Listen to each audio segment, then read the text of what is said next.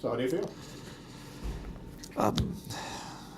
Bittersweet, excited and scared. My whole life has been a police officer. And when I say my whole life, I mean my only occupation in getting hired into the police department. Before I was a police officer, I was a kid dreaming about being a police officer. And so everything in my mindset has been police, police, police. And at the final hour, it's so stressful, because this becomes part of your identity too. I mean, anybody who does a job for 27, 28 years, I guess that you would, teachers, reporters, or doctors, I mean, whatever you're doing, I mean, you identify with it. The nice part about it is that it's not that I'm retiring from the police department and I'm going to be doing another occupation that has nothing to do with law enforcement. I'm being hired by a company to work in law enforcement and military aspects to deal with technology and how that will help shape the future for law enforcement, which is great. So I did public safety stuff on a local level. Now on a national level and international level, I'll be able to help kind of maybe guide or offer some input. I mean, I think that it's pretty amazing, sit there and think, and by interacting with the company and talking to the people who work in the division that I'm going to be working in, and talking about the things that they're doing is pretty exciting. Tough decision? Brutal, brutal. I knew it was coming. I mean, everybody does. When you get hired as a police officer, they talk about your retirement date. People will always sit there and say, I can go in such and such year and such date, and then I have this much time left. And when you think about it, and people use that terminology, it's almost like a prison sentence. It's almost like a release date, and I've never felt that way. And I know people talk, the members talk about when they could. No one feels it's a prison date. It just, we're very fortunate. Police officers, firemen only have to do a set number of years, and I say this somewhat jokingly. The real people, the people that have to work, they get a job and they're like, they don't say, I don't get a retirement day, I got to work until I'm dead. So there's a lot to be thankful for in this type of occupation, where you have that retirement 20 years or 25 years, depending on when you're hired. But again, it also becomes, there's a lot about police work that makes you integrated into a family, dressing alike, doing the same work, being involved in the type of complaints that could be certainly very emotionally stressful, physically stressful, some situations that, that could be life-threatening. And, there's a huge bonding process that goes in. And, my whole life, thinking about being a police officer, it's the stories I tell about my mom and dad when they were alive, was like their greatest moment for me was when I became a police officer. I mean, very, very emotional stuff going through the years. There's always ups and downs in anyone's, occupations, and, I've lived all those things. And so now the time came and I got this phone call from the company and was recruited. And, it was one of those things like, wow, is this really going to happen? And what am I going to do? And again, bittersweet. I was, I thought it through, and it was like, I can't do this forever. Eventually, it's time for new blood, and it's time for, and here's the other thing too. And I tell my friends down here, and I've worked very close, with Jim Calnon, the mayor that's leaving, and Mayor-elect Colin Reed and I have spent a lot of time together. I'm not dying, so if they have a question or if they need help, I'd be more than happy to volunteer and do anything they need done. So that's the good news. So I mean, I still have a toe in the water, so to speak.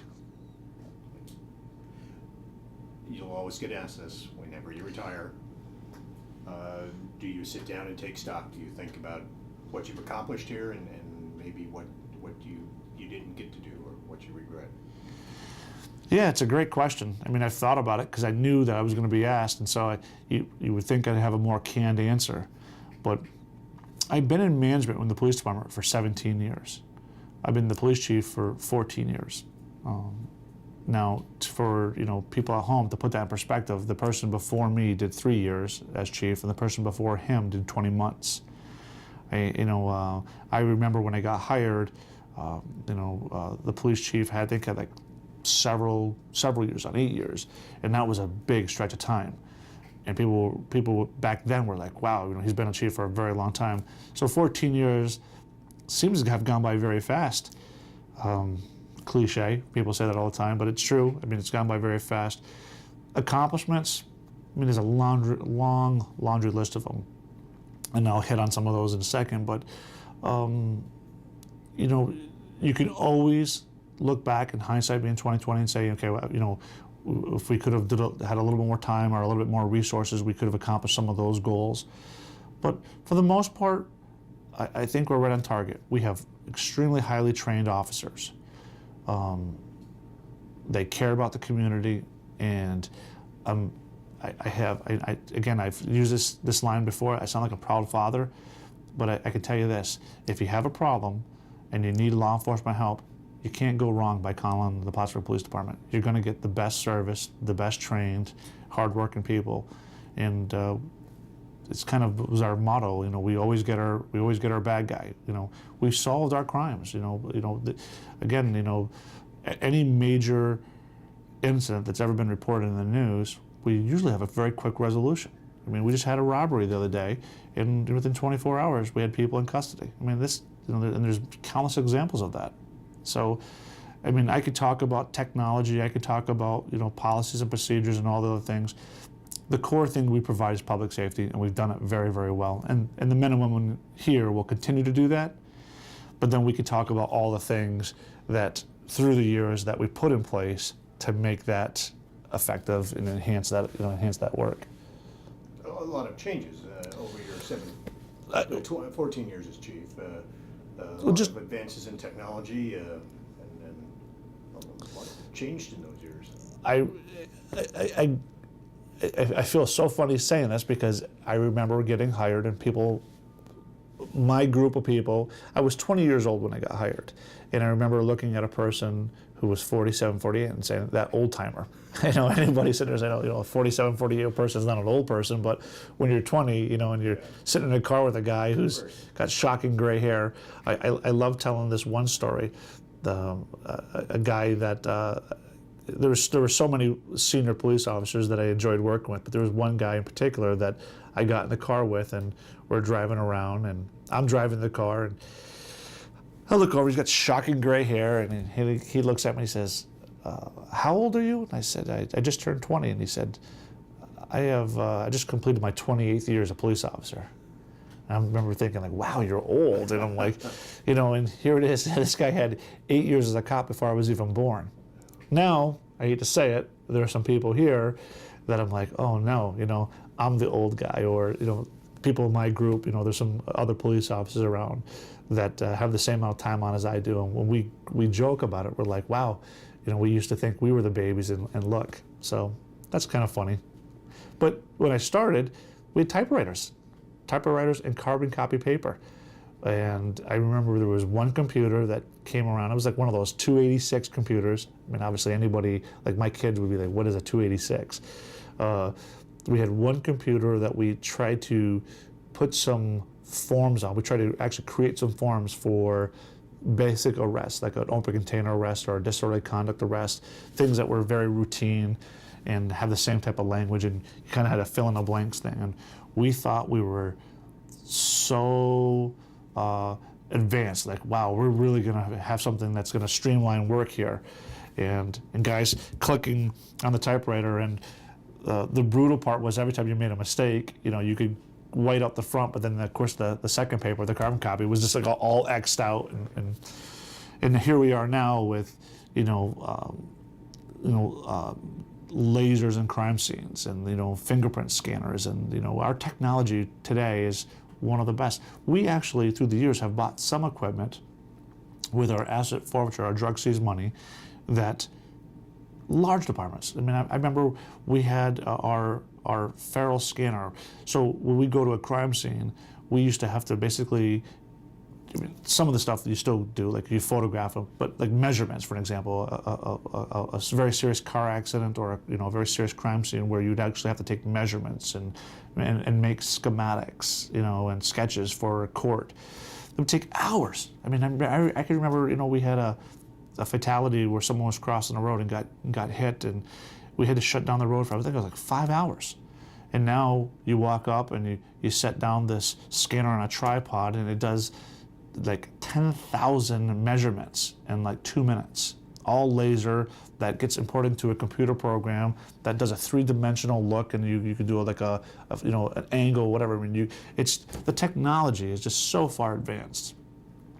And yeah, it's and that's just one aspect. I mean everything from the stuff that a person wears, when they come on the job, the coats we wear, are better coats than what we were given back 25 years ago. The cars are better. It just the technology, law enforcement and technology, like in any of these occupations, like in the medical world, education, police, fire. Technology is so important to be able to do the job better, more efficiently, and hopefully, it's saving the overall taxpayers' cost. You mentioned cases. Any one case that has gone unsolved that gnaws at you and that you wish you could have resolved, or have you had the fortune of being able to, as far as major crimes, solve? There are crimes that have happened that prior to my tenure that you have some involvement with. We constantly these cold cases. That the state police and Plattsburgh Police Department work in the Don Scholvac murder, for an example. That happened before. You sit there and say, wow. I mean, I really hope I'm working one day when that's solved. I mean, obviously, that would have to be solved within the next 6 or 7 years before you joined the force. Yeah. Then you had the Carolyn Nixon case, that happened prior to my time as a police officer, but it was solved when I was a detective that the state police had solved, and what an amazing case, and tragic, and so those things. When I'm asked about, like, do I think about big cases, people talk about, I've had how many reporters ask me, well, Dana Moore must have been a big deal, and it was big. It was national news. The community drew together. All the talking points that a police chief or an official can tee up and knock out of the park. Collaboration, the community pulling together. It's memorable to me, but it just reinforced what I already knew. It reinforced what I'd seen on smaller cases, that our relationship with the state police is absolutely superb. We are not different organizations. We are brother-sister organizations. I can't thank the area law enforcement, the federal, county, state. They've been so good to the Plattsburgh Police Department. They've been so good to me. I mean, it's been an absolute joy to work with those people. I've learned so much. I think about my career, and I mean, there are a couple cases that I remember that may not be shocking to the community, but always stuck hard with me. I remember there was a case where a young girl drowned. That it really was a hard case for me to work on as a detective. I saw her, walking with her sister before they went inner tubing, and I actually made note of them walking, and her mother came to town, and I drove around with her mother for hours when we were looking for her before we found that she was deceased, and that always really upset me. I remember I had a case as a detective where somebody abandoned an infant, a newborn infant under a window, and you struggle. You're like, wow, I know that person later went on to be adopted and has had a wonderful life, and which, so there's every officer has their own case or cases that maybe strike a chord with them. A lot of funny stuff too. A lot of great cop stories. Talking about going to the ER and being overwhelmed. I reflect back one time, my partner and I, we were young police officers, going to the ER, and those poor nurses and doctors were dealing with irate patient, and they said, can you guys stay and help us? And of course, I'm this 21-year-old bubbly cop, like, sure, we'll help. And next thing you know, we're helping pump someone's stomach, and it was the most god-awful thing I ever experienced. And my partner was mad at me because I volunteered to help, and I'm like, those poor nurses and doctors are doing this every day. I'm like, yeah, okay. So I mean, through the years, I'll have those great moments of sitting back, hopefully on a deck, having a drink, telling stories, and but it's been great. I mean, it feels good helping people.